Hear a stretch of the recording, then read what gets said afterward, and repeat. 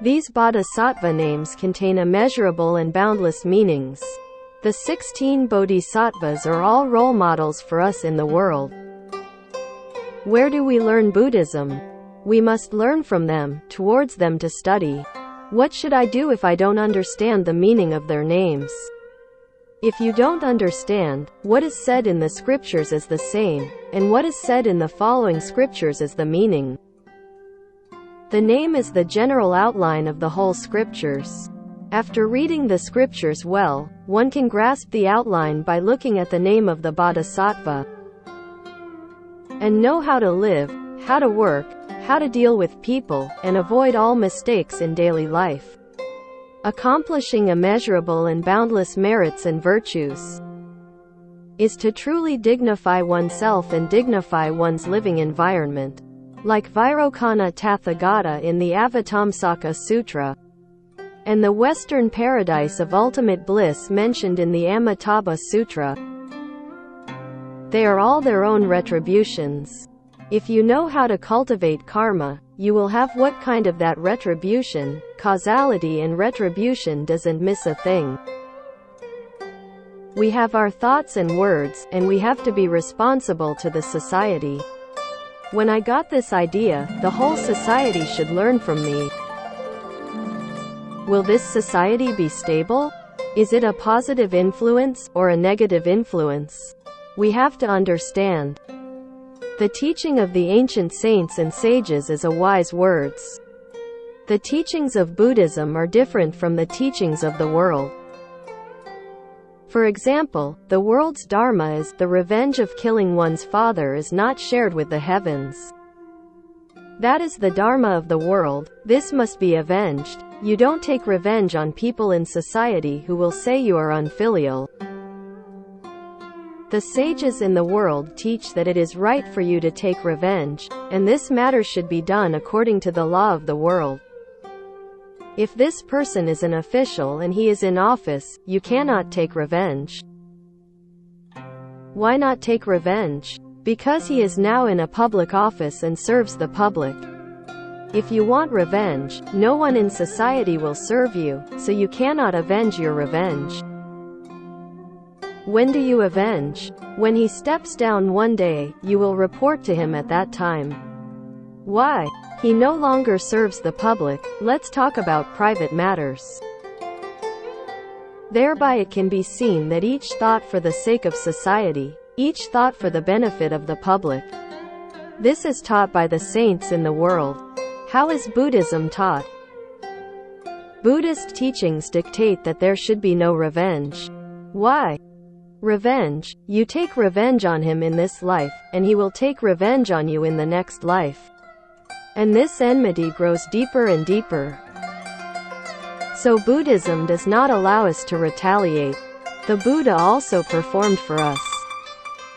You read in the Diamond Sutra that King Kalabu cut the Bodhisattva's body. It is only mentioned a little in the Diamond Sutra.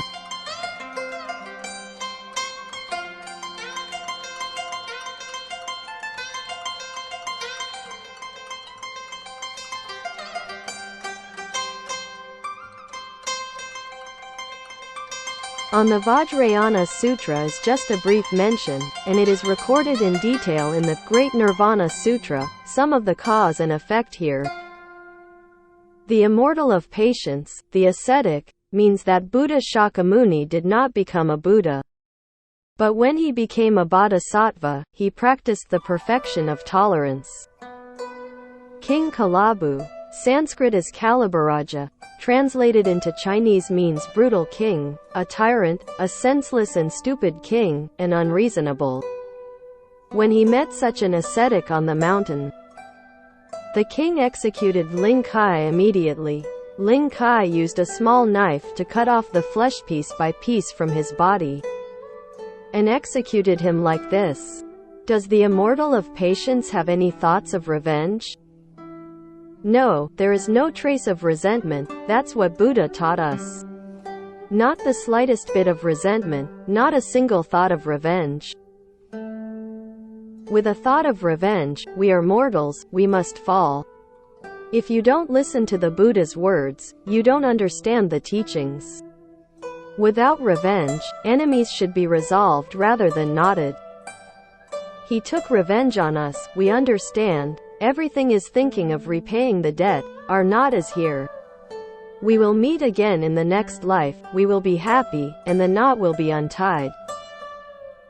Don't make enmity with anyone, think about repaying debts in everything.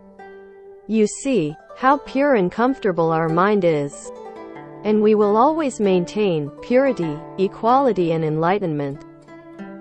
This is the principle of cultivating the root of silence, and the only way to achieve the root of silence. When others slander me, I am happy to hear it. When others insult us, we are happy to accept it. When others frame us, we are also happy to accept it. Master Yingwang said, if they ruin your family or kill you, you won't blame the heaven or others, and you will never resent the person who harmed you. If you don't resent, what should you consider? I was destined to accept this, so my mind was settled. This kind of mind recites Buddha, there is no one who will not be reborn. If you are harmed and die, you still have to be reborn. Why is that? All Buddhas and Bodhisattvas respect you, and heaven, earth, ghosts and gods respect you. The Buddha said, when we study Buddhism, the holy Dharma sages are different from the sages in the world.